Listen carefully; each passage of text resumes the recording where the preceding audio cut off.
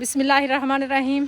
अस्सलाम वालेकुम प्यारे विवाज, उम्मीद करती हूँ कि आप सब लोग खैरियत से होंगे और अल्हम्दुलिल्लाह अल्लाह के फजल करम से मैं भी बिल्कुल ठीक हूँ। आपको पता है कि कल हमने जगह बनाई थी प्याज की लगाने की, तो आज प्याज लगाया जा रहा है। तो अभी मैं उधर जा रही थी तो मैंने सोचा कि व्लॉग शुरू कर देते हैं। मेरे चैनल को सब्सक्राइब कर ले, वीडियो को लाइक करें, शेयर करें ताकि मेरी आने वाली हर नई वीडियो आप तक जल्द से जल्द पहुँच सके। कल ज़मीन तैयार की थी, खेलियाँ बनाई थी और आज जो है ना प्याज उधर लग रहे हैं। तो अभी मैं जो औरतें आई हुई है प्याज लगाने के लिए, हम भी साथ में लगा रहे हैं। तो वो जो आई हुई है ना प्याज लगाने के लिए, वो देखो कौवे को ये क्या चीज़ लेकर भाग रहा है। ये कौवे ने ना इतना तंग किया हुआ है। तो देखिए शापर में कुछ पड़ा हुआ था, मेरे ख्याल में यह है सौंफ सौंफ है और ये लेकर भाग रहा था। अभी कोई चीज़ भी ऐसे पड़ी हुई हो तो उठाकर भाग जाते हैं। तो अभी जो है ना उन औरतों के लिए हमने चाय बनाई है और मैं जा रही थी चाय लेकर, तो सोचा आप लोगों से भी शेयर कर लूँ विलेज का इलाका भी, और प्याज लगा रहे हैं किस तरह से लगता है ये भी आप लोगों से शेयर करते हैं। चलते हैं फिर अभी जो है ना हम, तो अभी ये देखें चाय हमारी तैयार हो चुकी है और अभी निकालते हैं इसको चैनक में और फिर चलते हैं। मैं जब तक चाय ले लूँ निकाल लूँ चैनक में, फिर निकाल लेते हैं चैनक में और फिर लेकर चलते हैं खेतों की तरफ। तो ये चाय तैयार हो चुकी है और अभी हम लेकर चलते हैं ना, हम चाय लेकर जा रहे हैं खेतों की तरफ। और ये देखें सामने इधर से ट्रैक्टर गुजारा है ना, तो सारा घास ख़राब हुआ पड़ा है। ये देखें असल में ना ज़मीन को तैयार करने के लिए इधर ट्रैक्टर को चलाया था। तो अभी पहुंचने वाले हैं तकरीबन थोड़ी ही देर में। तो बस ये देखें ये है हमारी खेलियां और इधर लगाया जा रहा है कण। तो प्याज का पिजारा जो है ना हमने करीबी से लिया था क्योंकि हमारा अपना बिजारा नहीं था। तो इधर खेलियां बनाई हैं और इधर हम लगा रहे हैं प्याज, जिसको हम कण बोलते हैं सराइकी में। बाकी तो सारा ये देखे लग चुका है और बस ये थोड़ा सा बाकी बचा है। तो अभी चाय हम लेकर आए हैं। ये देखिए चाय जो है ना हमारी आ चुकी है। तो अभी मैं चाय निकालती हूँ। बिस्मिल्लाहिर्रहमानिर्रहीम।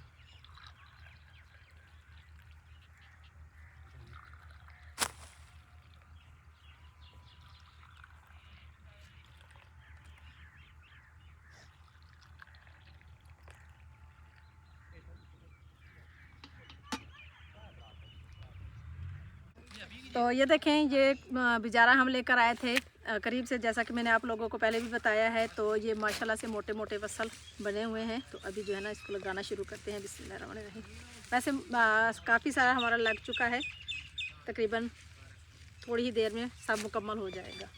तो इस तरह से ये प्याज लगाए जाते हैं।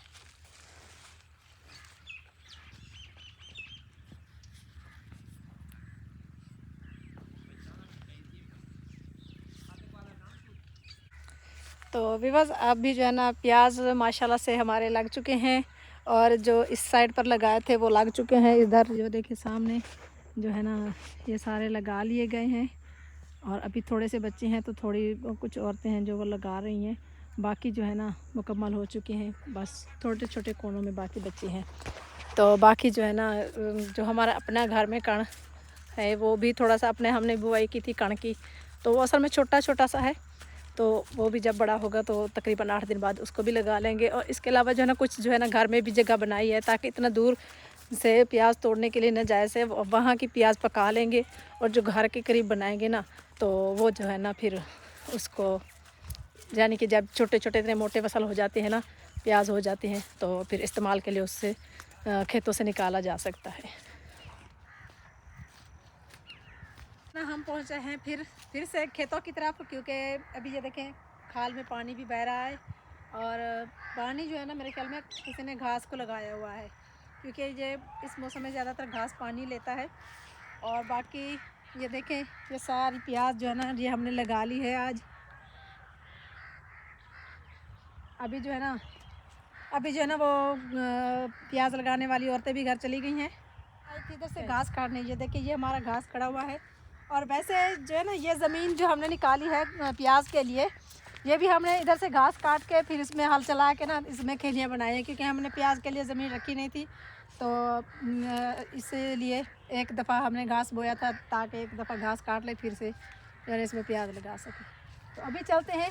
और आप लोग देख रहे होंगे मेरे हाथ में पच्ची, तो आप सोच रहे होंगे कि किस पच्ची को क्या करेगी, घास काटने। तो ये चले चल कर आपको बता दें कि इस पच्ची का करना क्या है। पहले जो है ना हम काटते हैं घास, अभी पच्ची को हम रख देते हैं इधर।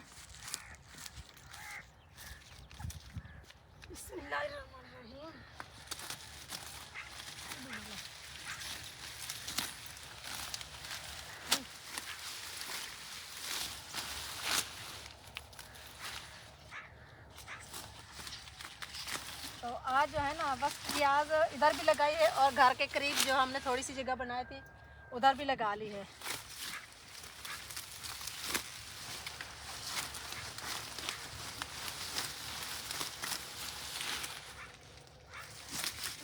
ये सारा घास जो है ना ये मैंने काट लिया है, इसको रख देते हैं तंगे में डाल के। ये अदनान आएगा लेकर जाएगा।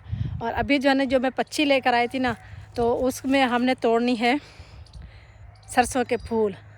तो वैसे तो ज़्यादातर मज़े के बनते हैं सठड़ी के फूल, लेकिन सरसों के फूल भी बहुत मज़े के बनते हैं इस मौसम में। असल में सठड़ी जो है ना बहुत ही कम हमारे इलाके में बोई जाती है।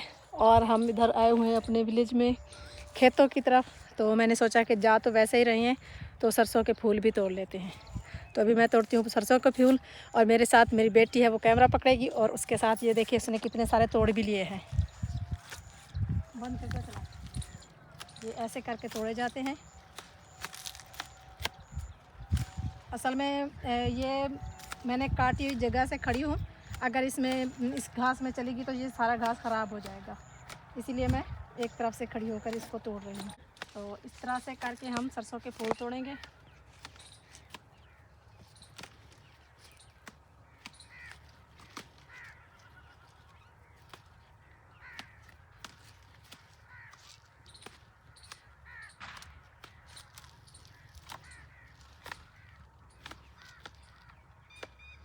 वैसे हम जो सरसों के फूल तोड़ रहे हैं ना, इसका सालन आज नहीं बनेगा, क्योंकि आज काफ़ी टाइम बहुत कम रहता है।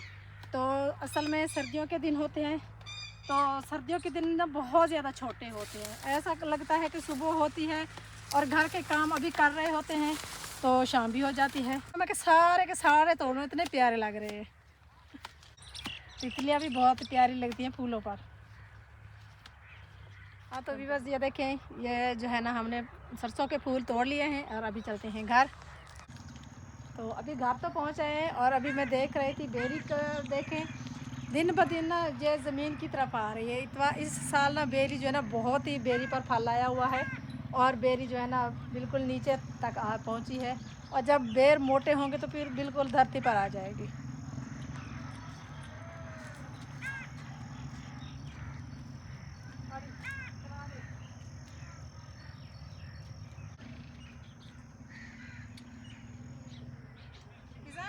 और इनको देखो, इन छोटी लेलियों को देखो, हमने दोनों को बांध के रखा हुआ है। पता है क्यों? पर असल में ना ये बहुत ज़्यादा तंग करती हैं। हाथ के दूध से यानी कि फीडर से दूध पिलाते हैं ना इन दोनों को, तो ये हमारे पीछे पड़ जाती है। जो भी काम कर रहे होते पीछे पड़ जाती है, तो इसीलिए ये हमें कोई काम ही नहीं करने देती। तो इसीलिए ना हमने इनको बांध के रखा हुआ है। अभी इनके पैरों में छोटे छोटे हमने रस्से डाले हैं। हम घर पहुँचे हैं, और ये देखें, ये जो है हमने तिरपाल बनाई है,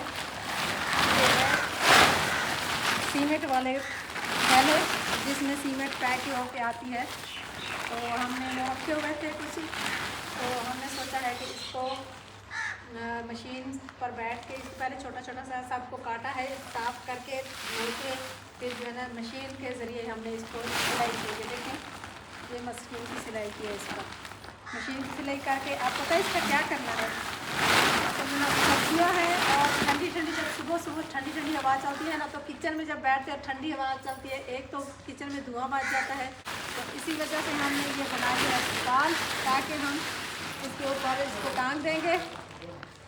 हसीब शरारतें कर रहे हैं ना, तो इसके ऊपर इसको टांग देंगे, और फिर जब सर्दियाँ ख़त्म होंगी फिर इसको उतार लेंगे। तो अभी अदनान को बुलाते हैं, तो फिर वो इसको जो है ना घास लेकर आए हैं टोके पर। ये देखें घास मैं तो बकरियों के लिए ज़्यादातर काट के लाती हूँ, बाकी जो है ना ये हमारा बेली लेकर आता है, तो मैंने काट के वो देखे सामने रख दिया है, और कुछ बकरियों को डाल दिया है। और क्योंकि सुबह नमी होती है, पानी होता है, सुबह का घाटा हुआ घास बकरियाँ नहीं खाती, तो अभी जो है ना मैं आप लोगों को एक बात बताती चलूँ कि हमारे करीबी में हमसायों में ऐसी टोके पर जो है ना घास काट रहा था एक बंदा, तो उसका हाथ जो है ना बीच में चला गया और का पूरा हाथ उसका कट गया। तो बहुत ही एहतियात से ये मशीन चलानी पड़ती है, बल्कि जब घास हम डाल रहे होते हैं मशीन में तो बहुत ज़्यादा एहतियात करनी पड़ती है। इतनी ज़्यादा एहतियात के कपड़े का ख्याल करना पड़ता है कि कहीं इसमें कपड़ा ना चला जाए। ऐसे बहुत सारे वाक़यात हमारे इलाके में, हमारे करीबी हमसायों में हुए हैं, जिससे काफ़ी सारी औरतों की मौत हो गई है इसी वजह से, इसी मशीन की वजह से। तो ये एक ख़तरनाक चीज़ होती है, क्योंकि ये बिजली पर चल रही होती है, जो आसानी से रुकती भी नहीं है।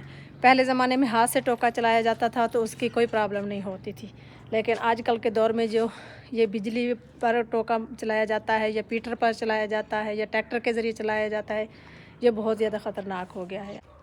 पता नहीं क्या वजह बनी है। ये देखिए, ये थोड़ा सा तल्ला लगा कर गया है, तल्ला लगाने वाला, तो बाकी तल्ला लगाने के लिए आया ही नहीं है। हमने सोचा था कि तल्ला सारा मुकम्मल हो जाएगा तो फिर इसमें फूलों के पौधे भी लगाएंगे, लेकिन तल्ला उन्होंने लगाया ही नहीं है, पता नहीं कहाँ रह गया है। पड़ी हुई है देखें। तो मुर्गियाँ हमारी इसमें जाती हैं अंडा देने के लिए। देखते हैं कि आज अंडे इधर मुर्गियों ने दिए हैं या नहीं, क्योंकि पहले उस घर में जो कपास पड़ी हुई थी ना, तो उधर अंडे देती थी मुर्गियाँ, तो उधर से भागी हैं, अब इधर आ गई हैं। अभी मैं सोच रही हूँ कि चल कर देखूँ कितने अंडे हो गए हैं।